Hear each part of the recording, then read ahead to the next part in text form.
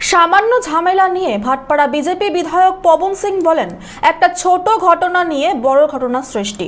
এই ঘটনায় স্বাভাবিকভাবেই ভাটপাড়া পৌরসভার 18 নম্বর ওয়ার্ডের কাউন্সিলর সুনিতা সিং এর ছেলে মামিত সিং এর বিরুদ্ধে অভিযোগের তীর চালালেন পবন সিং। এই মামিত সিং এনআইএ তদন্তে গ্রেপ্তার হয়েছিল। বর্তমানে সে জামিনে মুক্ত থাকলেও আবারও তার বিরুদ্ধে এই অভিযোগ ওঠায় ফের এনআইএ তাকে গ্রেপ্তার করার দাবি জানালেন তিনি।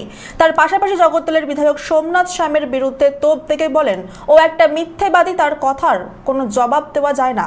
তার পাশাপাশি এই ধরনের ঘটনায় পুলিশের ভূমিকা নিয়ে প্রশ্ন তোলেন পবন সিং। যে ঘটনা স্টার্ট হয়েছে, এখানে যে মজুবন পাশে একটা বাড়ি আছে, ও একটা ছেলের সঙ্গে ঝগড়া হয়েছে। নাম তো ভালো করে আমি বলতে পারবেন, অংশু নাম এরকমই আছে কিছু, অঙ্কুশ। ওর বাবাকে গালাগালি করেছে, মিন্স যে নবনীত সিং সঙ্গে থাকে ছেলে সব, ওসব গালাগালি করেছে। তো ও গিয়ে ও ছেলে লোক সঙ্গে জিজ্ঞেস করছে যে আপনি কেন আমার বাবাকে গালাগালি করছে। ওর পরেই এই ঝামেলা স্টার্ট হয়ে গেছে। ঝামেলা বলে তো কিছু ঝামেলা ছিলই না, মিন্স এরকমই কথায় হয় না। মিন্স ও বাবাকে গালাগালি করেছে, নবনীত সিং সঙ্গে যে ছেলে লোক থাকে ও সব এখানে এসে মজুবন পাশে গালাগালি করেছে ওর বাবাকে। ওর ছেলে যে বাবাকে গালাগালি করেছে, ওর ছেলে গিয়ে ওখানে জিজ্ঞেস করছে কি তুমি আমার বাবাকে কেন গালাগালি করছে, প্রতিবাদ করছে। ওর পরেই ঝামেলা স্টার্ট হয়েছে। ওইসব ছেলে এসে পুরো বড় বড় ইট নিয়ে, বড় বড় পথর নিয়ে এখানে মজুর ভবনের উপরে থ্রো করছে।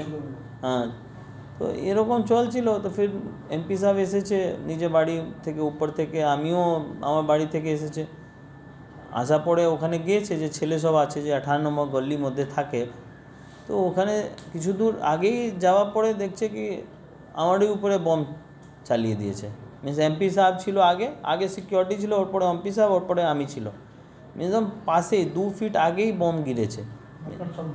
হ্যাঁ, একদম আপনার সামনে এত বড়, মিনস লক্ষ্য করেই চলেছে। হ্যাঁ, গুলি চালানো তো চলছিল, সাউন্ড তো আসছিল, দেখা যাচ্ছে না কেন কি পুরো হ্যাঁ বম হওয়া পরে এত ধোঁয়া হয়ে গেছে, কিছু দেখা যাচ্ছে না।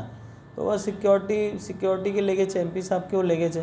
ফির সিকিউরিটি বলছে না আপনার আগে গেলে ঠিক হবে না, সেফ হবে না, পিছনে চলুন। তো পিছনে ফিরে এসে গেছে সবাই।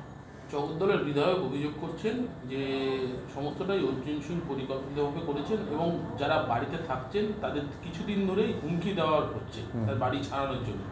সেই কারণে সাধারণ মানুষ ক্ষিপ্ত হয়ে গিয়ে সবচেয়ে বড় ব্যাপার আছে, যে এমএলএ আছে যে এরকম কথা বলেছেন, ও তো এখানে থাকে না, ওর এখানে বাড়িও নেই। যে পাশে বাড়ি আছে, মিনস আমার বাড়ি আছে, ওসব ছেলে যে থাকে ওরকম, ওর পুরো ফুটেজের মধ্যে আপনি দেখতে পারবে কি অ্যাক্টিভিটি চলছে। আমি বলবে না কেন কি আমি তো ওখানে প্রেজেন্ট ছিল না ওই যে সময় ঘটনা হয়েছে। যা কিছু আপনি দেখতে পারে ফুটেজে, আপনি ভালো করে দেখতে পারেন। ওর যে এমএলএ আছে, এমএলএ এত মিথ্যা কথায় বলে, এত মিথ্যা কথা। ওর ব্যাপারে আমি কিছু বলতে চাই না, কেন মিথ্যা কথায় তো কিছু রিপ্লাই হয় না। আপনি কিছু উল্টো পুল্টো বললে আমি ওকে কি রিপ্লাই দেবে? পুলিশ সামনেই ছিল, পুলিশ স্টপ করছে, পুলিশকে সাইড করে দিচ্ছে। ও পুরো ফুটেজের মধ্যে আপনি দেখতে পারবেন। পুলিশে কিছু গুরুত্ব নেই, পুলিশের কিছু ইম্পর্টেন্স নেই, ইভেন পুলিশ থেকে ভয়ও নেই কি পুলিশ আছে, আমাকে এরকম কাজ করলে পুলিশ আমাকে ধরে নেবে। ও এরকম ভাবছে কি পুলিশ আমার ফ্রেন্ড আছে, আমাকে ছেড়ে দেবে, আমাকে কিছু করবে না। তাহলে কারোর মদত আছে? একটা কথা উঠে আসছে, যেটা প্রাক্তন সাংসদ অভিযোগ করছে যে ঘটনা ঘটার সঙ্গে সঙ্গে QRT team, quick response team, তারা ঘটনাস্থলে আসেন এবং তাদের কাছে কি করে খবর ছিল যে এত বড় ঘটনা হবে এখানে?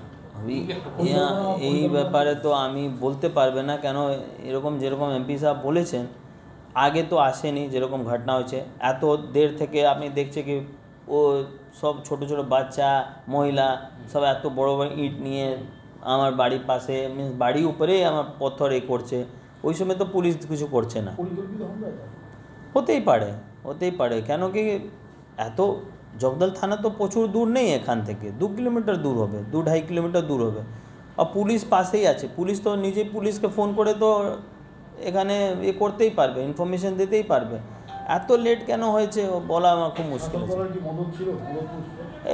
আমি বলতে পারবে না, কেন যে ব্যাপারে আমি ভালো করে জানি না। আমি ওখানে বললে পুলিশের ভূমিকা খুব খারাপ ছিল, খুব খারাপ।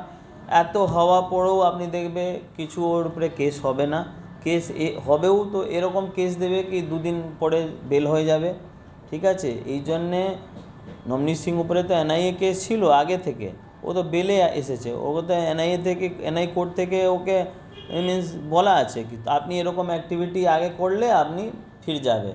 তো এবার ওর যাওয়া ফির নিশ্চয় হয়ে গেছে, যেরকম অ্যাক্টিভিটি করেছে ওকে তো চান্স পেয়েছে, अब तो চান্স পাওয়া পরে ওরকম অ্যাক্টিভিটি কন্টিনিউ স্টার্ট করে দিয়েছে, তো ওর কী হবে ও তো এনআইএ ডিসাইড করে। কেন পুলিশের উপরে আমার রিয়েলি আমি আজকে প্রেজেন্ট আমি দেখেছি পুলিশ কী অ্যাক্টিভিটি ছিল। জগদ্দল থেকে হিমাদ্রি শেখর ভট্টর রিপোর্ট, চ্যানেল 24/7।